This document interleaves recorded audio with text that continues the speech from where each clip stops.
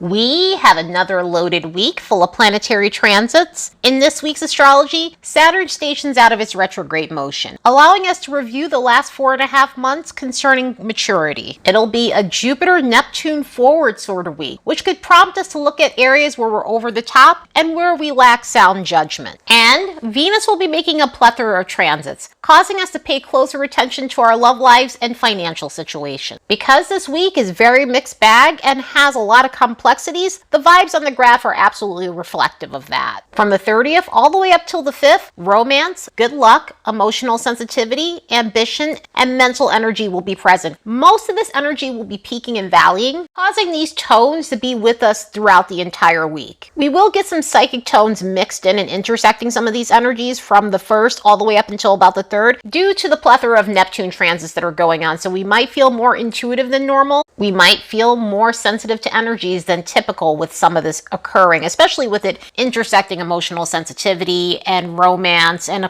along with that mental energy, we may end up feeling as though we're up on things on a gut instinct level more than typical. So yeah, we're in for yet another colorful week. Let's look at these next bunch of days and see what we can expect. As a reminder, don't forget to like and subscribe because it helps this channel grow. And if you'd like to support the work of this channel, you could do so by buying me a fresh cup of coffee. There's a link in the description box below.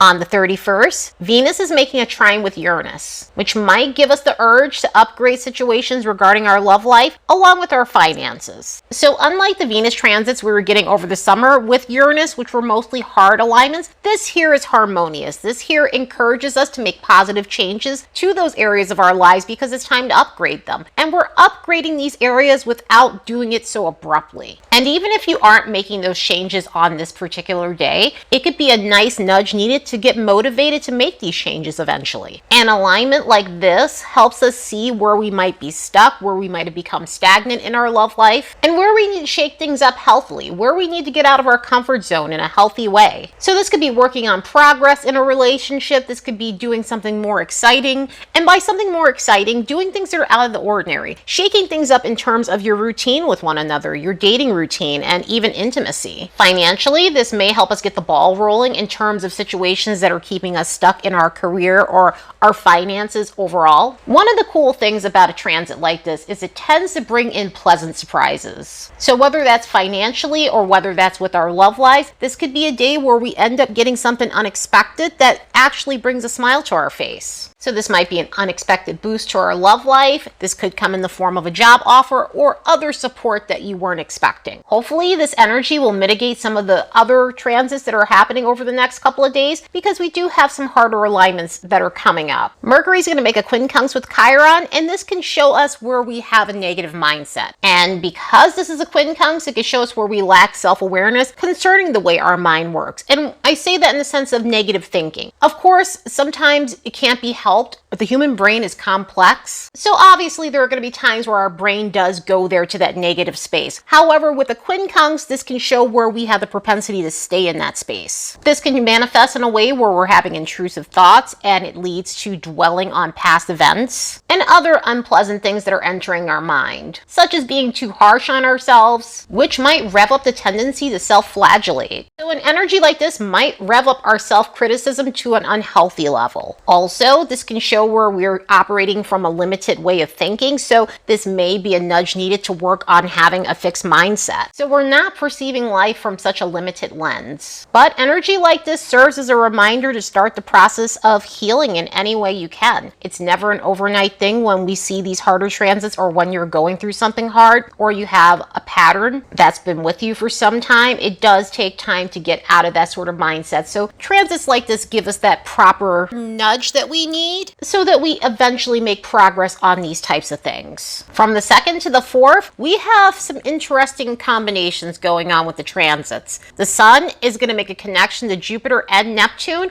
On top of that, Jupiter and Neptune are coming close to a contact with one another. They're going to form a semi-square by the 5th. But before they do, they've got this contact with this celestial body, making for some foggy moments when it comes down to the Sun alignment. And not only foggy, this may come up as over the top. Because because of the mix of energies, the sun is going to be making an opposition with Jupiter. The sun is going to be sesquiquadrate to Neptune. We can feel as though we're vacillating because both alignments are very different. The sun-Jupiter alignment is very optimistic and also overconfident, while the Neptune alignment is very draining and also can create moments where we're demotivated. It can create moments of uncertainty when it comes down to our confidence. So for this reason, our moods may fluctuate. Our confidence may fluctuate. We may feel self-assured one moment and motivated, and then drained and unsure the next. And one of the things I'm going to definitely recommend with some of these alignments is take your time and go slow. Make sure you have every single detail possible before you make any decisions, because a combination like this can lead to clouded judgment. With the optimism of Jupiter and the impulsivity of Neptune combined, we might stumble into some bumbling moments. So carelessness will be very present under this energy. Concerning confidence, the Neptune stuff can show where we undermine our confidence, where we might seek out temporary validation, only to feel more insecure later in the long run because it's not lasting. But on the flip side, the Jupiter stuff can rev up our arrogant side, leading to an inflated sense of self over the next couple of days. One cool thing about this though is this is the halfway point of the Jupiter retrograde cycle, so we are 50% done with this retrograde. So that's always nice.